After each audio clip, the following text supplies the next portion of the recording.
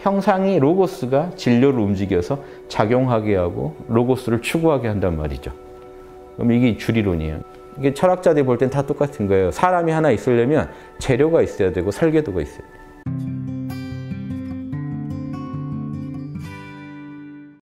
양심, 욕심이라는 걸 이해하시려면은 결국 우리 마음의 문제로 들어가야 되고, 그 안에서 이제 뭐 본성과 어떤 시공을 초월한 영역과 감정의 영역이라고 하는 시공 안에서 작동하는 영역, 이 관계가 어떻게 되고 뭐로 이루어져 있으며 어떤 공식으로 돌아가는지, 그러면 이게 이기론이 돼버려요.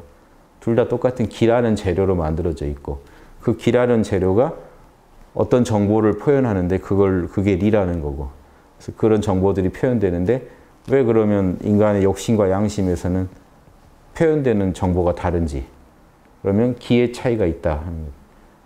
또 어떤 측면에서 보면 고급 정보가 왜곡되면서 표현되는 현상이 있을 수 있다.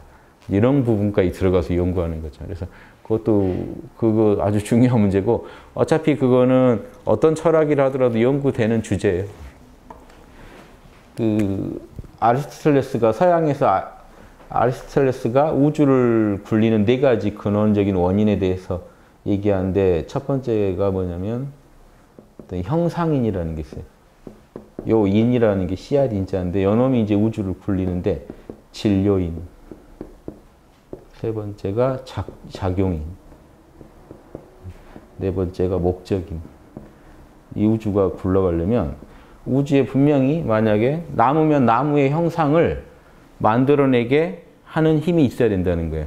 그럼 요게 이제 동양 철학에서 리죠. 로고스죠, 로고스. 로고스가 형상인이에요. 진료인이 있어야 돼요. 그걸 재료를 만들어주는. 즉 나무에 대한 청사진이 있고 설계도가 있어도 실제 나무가 만들어지려면, 개체화되려면 진료가 필요하거든요. 그게 이제 기죠. 작용인. 그렇게 해서 이제 우주를 실질적으로 작용시키는 힘이 필요하다. 목적인. 그래서 어떤 목적을 향해 목적을 가지고 우주를 경영시키는 힘이 필요하다. 그럼 거기서 결국 뭐냐면 형상인이 사실은 작용인이고 형상인이 목적인이에요. 형상인이 이 진료를 움직여서 작동하게 하고 이 형상대로. 형상이 사실은 목적이에요. 나무의 이데아를 향해서 나무는 자라는 거죠. 온전한 나무가 되려고. 사람은요, 온전한 사람이 되려고 사는 거예요. 사람에 대한 이데아가 사람한테 목적이 돼요. 그래서 이게 뭐냐면요, 동양 철학으로 보면 주리론이에요. 이때 작용인이 기가 작용한다라고 보면은 주기론이고, 아리스토텔레스 같은 철학자는 형상이 이게 신이고, 형상이 사실은 신이고, 신은 부동의 동자이기 때문에 자기는 안 움직이면서 우주를 다 움직이게, 진료를 움직이게 하는 존재이기 때문에 형상이 로고스가 진료를 움직여서 작용하게 하고 로고스를 추구하게 한단 말이죠.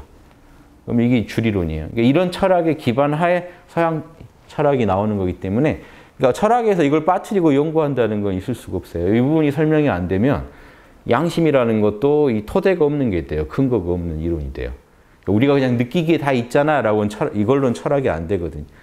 우주에 존재하는, 아무튼 제일 중요한 게 결국은 아리스토텔레스 철학에서도 제일 중요한 건 형상과 진료입니다. 그래서 어떤 철학책 보시든지 형상과 진료라는 얘기로 다 시작해요. 네, 그러니까 이게 리와 기예요. 이게 철학자들이 볼 땐 다 똑같은 거예요. 사람이 하나 있으려면 재료가 있어야 되고 설계도가 있어야 돼요.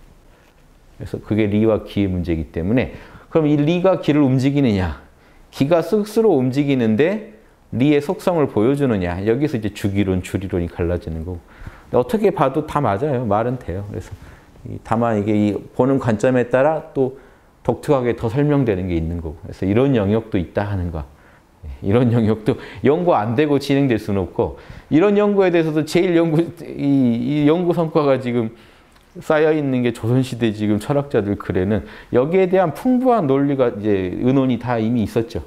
이 관계들에 대해서 설명을 아마 다 이제 이렇게 풍부하게 이렇게 자료가 쌓여 있기로는 아마 조선이 제일 짱일 테니까, 아무튼 그런 거 없죠. 그래서 지금 우리가 봤을 때 이게 도움이 되나 하지만 기초과학이라는 것처럼 기초 철학이라는 게 있어요. 여기에서 정립이 안 되면 우리가 양심이라고 하는 것도 사실은 그냥 우리 느낌상 일상에서는 양심이 중요한 것 같지만 이 철학적 근거를 확보 못하면요, 이론화가 안 되는 거죠. 그러면 이거는 학문의 대상이 안 돼 버려요. 그냥 우리가 느끼는 느낌이 느낌의 주관적 영역이 돼 버리.